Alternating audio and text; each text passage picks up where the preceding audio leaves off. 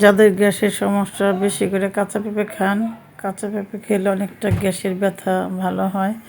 আসসালামু আলাইকুম, সবাই কেমন আছেন? আশা করি সবাই ভালো আছেন। আমি আল্লাহর রহমতে ভালো আছি।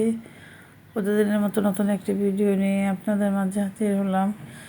এখানে 2 ধরনের ভর্তা ছিল, ডিম ভর্তা আর টমেটো কাঁচামরিচ পেঁয়াজ ধনেপাতা ভর্তা করছে।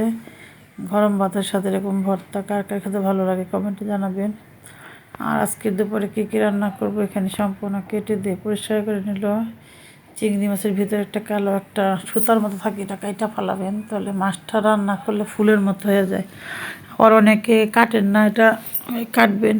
যাই হোক, আজকে দুপুরে কী কী রান্না করব সম্পূর্ণ ভিডিও এখানে গুছিয়ে নিলাম, কারণ গুছানো জিনিস রান্না করতে ভালো লাগে। কেন বললাম, ইদানিং সবারই আপনার গ্যাসের সমস্যা থাকে। কারো অতিরিক্ত ঝাল খেলে গ্যাস হয়, কারো মানে বাইরের খাবার খেলে গ্যাস হয়। গ্যাসের তো ধরেন প্রতিটা মানুষের কম বেশি আছে। এখানে সম্পূর্ণ তরকারি ভেজে এখন টমেটো সিম আর আলু দিয়ে সবজি রান্না করবে। কে কীভাবে সবজি খেয়েছেন কমেন্টে জানিয়ে যাবেন। আর এখন তরকারিগুলো সম্পূর্ণ সুন্দর করে আলতো রাখতে হবে, কারণ বেশি নাড়াচাড়া করলে কপিগুলো ভেঙে যায়। আর এখানে চিংড়ি মাছ ভুনা করতেছে। বেশি করে যাদের গ্যাসের সমস্যা তারা আপনারা ঝাল জাতীয় খাবার খাবেন না। অতিরিক্ত মশলা তরকারি গ্যাস্ট্রিকের রোগীদের সমস্যা হয়ে যায়। হালকা মশলা তরকারি খাবেন সবসময়।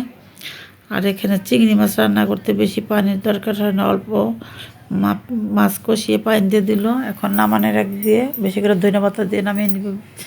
ভিডিওটা অনেক বড় হয় যে দেখা ভিডিওটা অল্প নিলাম।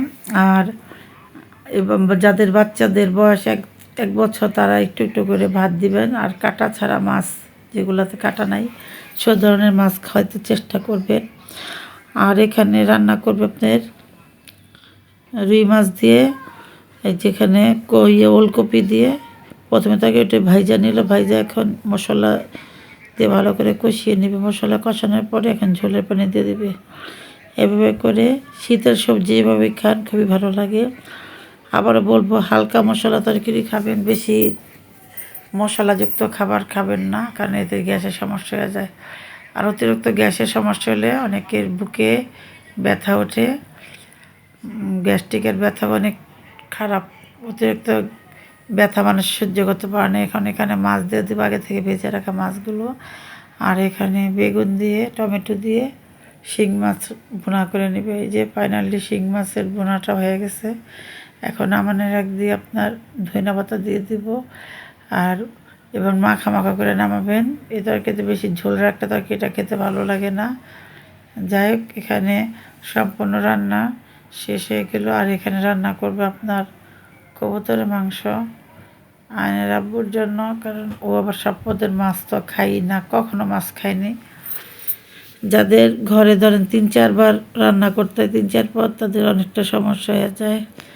যাই হোক, আজকের ভিডিওটা এখানে শেষ করব। সবাই ভালো থাকবেন, সুস্থ থাকবেন, ভিডিওটির পাশে থাকবেন, লাইক কমেন্ট শেয়ার করবেন। আসসালামু আলাইকুম।